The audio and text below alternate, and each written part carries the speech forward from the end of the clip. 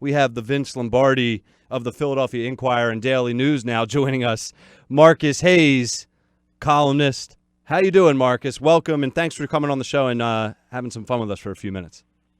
Thanks for having me, guys, but I feel a lot more like the Chip Kelly than the Vince Lombardi. Okay, that's my mistake, Marcus. The Chip Kelly. You know what? Let's do it over. No, I'm kidding. But Marcus, I think I'm smarter than I am, and nobody likes me. So there's that. Okay, all right.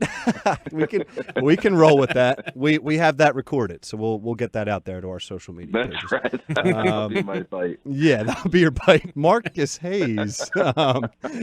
No, so listen, Marcus. Last time I talked to you, I was down in Wildwood, and you brought Kathy Ireland to my attention. And before we get started, I just want to acknowledge that I apologize for my lack of knowledge with Kathy Ireland because despite her being a grandma now, boy, was she gorgeous. Yeah, the Sports Illustrated swimsuit Legion it was just a magnificent phenomenon. And it was before, we were hyper exposed to so much beauty and so many devices and so many media. But it's, people like Kathy Ireland will always have a special place in my perpetually adolescent heart. There you go. What better way to start our discussion with Kathy Ireland? So for the folks out there that don't know, like me, Google Kathy Ireland. You won't be disappointed. But, all right, let's get into some Philadelphia sports now. Marcus, we're going to go around the horn with you, but I want to start with the Philadelphia Eagles, the team that is coming off a Super Bowl championship. And, they're off today. They obviously practiced over the weekend, 4 days in the training camp. Now, I want your thoughts on the biggest storyline going into not only training camp, but the preseason, just really for the summer and early regular season. Now, I'm taking out two things. You can't give me these answers. No Carson Wentz, Nick Foles, and no defending the Super Bowl title. I want a different storyline for our listeners out there that, besides the two that we're getting from everyone else. Well, that's cool because honestly, neither of those to me is the biggest storyline. A Chip Kelly answer. The most popular, right? Exactly. For me, it's the absence of Frank Reich. I mean, Frank Reich is the guy who tabbed Carson Wentz as being NFL ready the first time he saw him on tape before the coaches had been able to even work him out or scout him. It's Frank Reich is the Carson Wentz guy, and that should not go unnoticed. And all the innovation, the fourth down stuff, all of the inclusion of so many tight ends, using all these receivers. I think it was 5 running backs each of the last 2 years they had to implement. That was all Frank Reich's doing. Doug had the final say on the play call, but Frank Reich made the game plans, and Frank Reich made a very, I guess, unsexy offensive roster work well for 2 seasons. And now, of course, he's no longer the Eagles offensive coordinator. He's the head coach in Indianapolis. So that's number one for me. How will they deal with the absence of Frank Reich once the games start to get going? And number two is, by far the best offensive lineman in Eagles history is Jason Peters. Yeah. And by the time he finishes, he might be the greatest Eagle of all time. He's certainly going to be a Hall of Famer. Wow. So him coming back and looking as good as he's looked, to me, is much more relevant than Carson Wentz, because the drop-off from Carson Wentz to Nick Foles isn't nearly the drop-off from Jason Peters to whoever else, because if Carson Wentz was Jason Peters, Carson Wentz would be Aaron Rodgers right now. You see what I'm saying? So Jason Peters is magnificently talented and a huge bonus. If Peters and Hicks are healthy this year, Jordan Hicks, the linebacker, who's coming off his ruptured Achilles, this is an appreciably better team this year than last year. Yeah, I agree, and you just gave me so much ammo to fire back at you. And I want to start with the injuries, and a couple of them that you mentioned, obviously Jason Peters, obviously Hicks, and the list just goes on and on. I mean, Graham, Jernigan, Sproles, I'm not going to keep going, but there's a lot out there that are playing key positions. So is this a little bit underhyped, underrated as far as these lists of guys that are coming back in key spots? I mean, a miraculous Super Bowl run last year without him, but now this year it's like kind of back to reality, is it not? Like, how's this all going to play out, you think, with all these injuries? Again, not everybody comes back fully fit. So you're going to have some attrition. Guys are going to have setbacks. I mean, they're human beings, and most of them either have an injury history, like Jordan Hicks has been injured, I think, 4 times in the last 6 years, counting college. Peters has been injured constantly, almost for the last 5 years. Carson Wentz has been hurt 3 times in the last 3 years. Yeah. It's not coincidence that the same guys, and Brandon Graham obviously had his career impeded twice by injury. But I mean, that's football, and sure.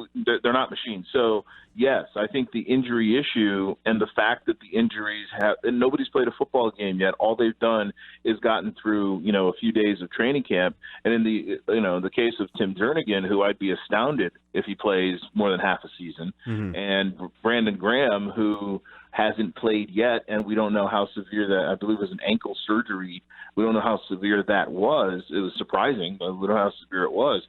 Those are 2 huge losses. The best unit on this team for the last 2 years has been defensive line, mainly because Fletcher Cox is there, but also because of the depth and the resources that they spent making it the best unit on the team. And if you subtract 2 starters in Tim Jernigan at defensive tackle and Brandon Graham at defensive end, it's a much different team.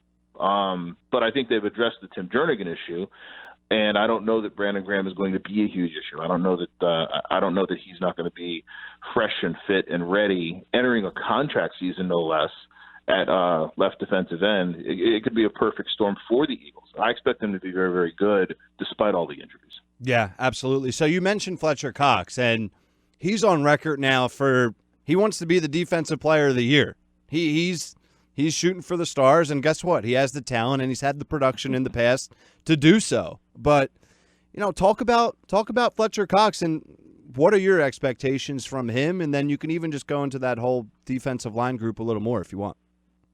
Well, there's another step. There's another level for Fletcher Cox to take, because when he has people on his left and right, it's very difficult to double team him all the time.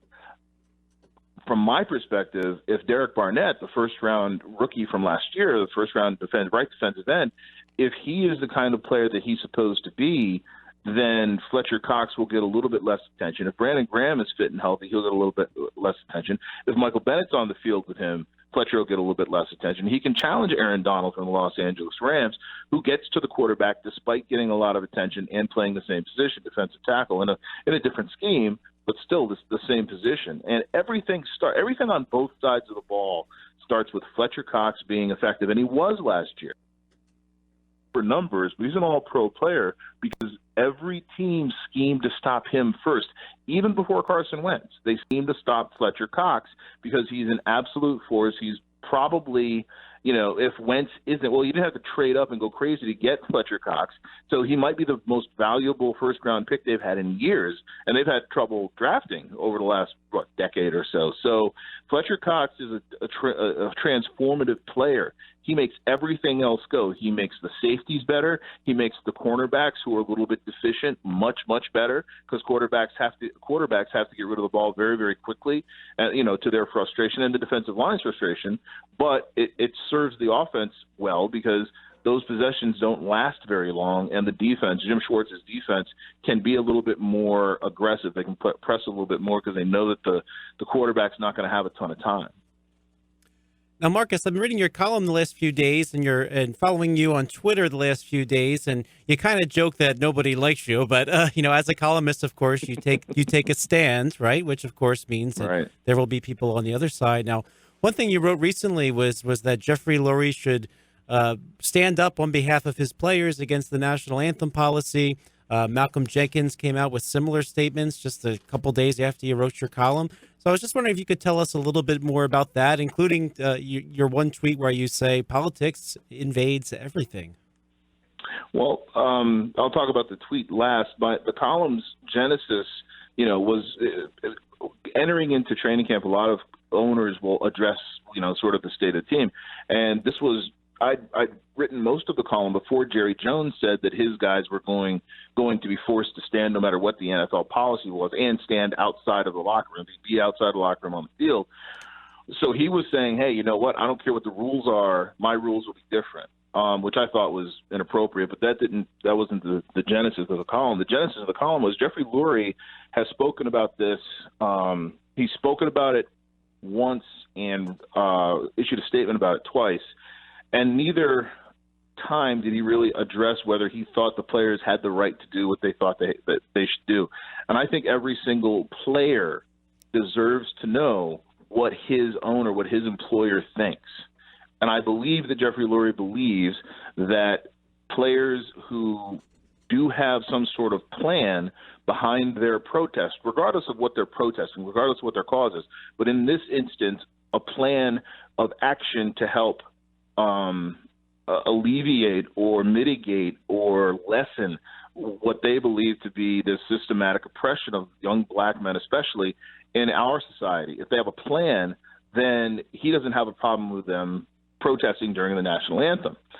Malcolm Jenkins is exactly like that. Malcolm Jenkins is the leader of the Players Coalition. Well, Malcolm Jenkins took great offense to what both President Trump and the NFL have done since May in talking about a kind of a crackdown on the anthem protesters, the people who protest during the anthem.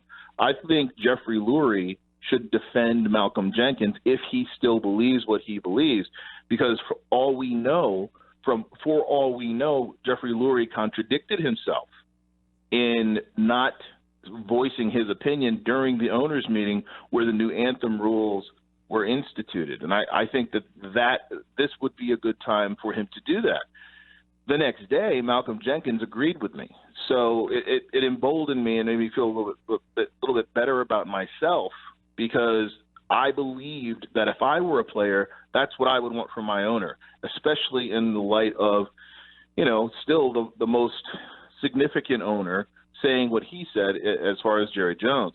And as far as politics sort of tainting everything, I believe that when you're talking about multi-billion-dollar industries who have antitrust exemptions and are, the target of congressional reviews, if you try to tell me that the NFL or the NCAA you want to keep politics out of your sports, well, then I'd suggest you go, watch Mike in the Babe Ruth or the Little League or whatever he's doing, because politics is business is politics. Politics is spending the money. That's what it is. Right. It's how you decide how the money gets spent. And there's too much money in professional collegiate sports to pretend that it's not political. And every single issue in those industries matters. Domestic abuse matters. The way you deal with concussions matter. All of these things matter, including, I guess what you would call social issues, if the other issues aren't necessarily social issues. Now, they say at Thanksgiving you should never talk religion or politics. So we talked a little politics. Now, you had a nice column this morning, and I just wanted to get your perspective on this because, from my observation, this Philadelphia Eagles team had a certain sense of unity that I've never seen before on pretty much any professional team. So I was very interested in your piece today about how the team's spirituality brought them together, and I just thought maybe you could tell us a little bit about that.